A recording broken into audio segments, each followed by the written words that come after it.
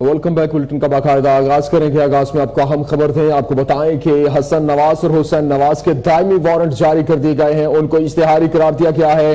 आपको अहम खबर दे रहे हैं, आपको बताएं कि इस वक्त जो है वो इनके दायमी वारंट जारी कर दिए गए हैं और इनको जो है वो इश्तिहारी करार दिया गया है। इससे पहले भी इनको बुलाया गया, एहतसाब अदालत में इनकी पेशी थी लेकिन वो पेश ना हुए, जिसके ऊपर काबिल जमानत वारंट जारी किए गए, फिर उसके बाद नाकाबिल जमानत और अब जो है वो दायमी वारंट जारी कर दिए गए हैं। आपको अहम खबर दे रहे हैं, आपको बताएं कि ये जो है वो हसन नवाज और हुसैन नवाज इश्तिहारी करार दिए गए हैं, इनके दायमी वारंट गिरफ्तारी जारी कर दिए गए हैं। आपको अहम खबर दे रहे हैं हसन नवाज और हुसैन नवाज के हवाले से। हसन नवाज और हुसैन नवाज का मुकदमा भी अलग कर दिया गया है, जबकि जज की जानिब से इनके 3 मुकदमात को अलग अलग करने की हिदायत की गई है।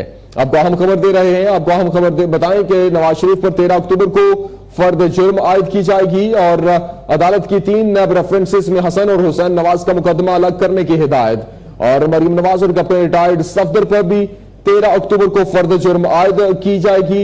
इसी हवाले से मजीद बात करेंगे। हमारे साथ मौजूद हैं जमीर हुसैन। जमीर हुसैन, बताइएगा इस वक्त क्या तफसीलात हैं, अपडेट कीजिएगा।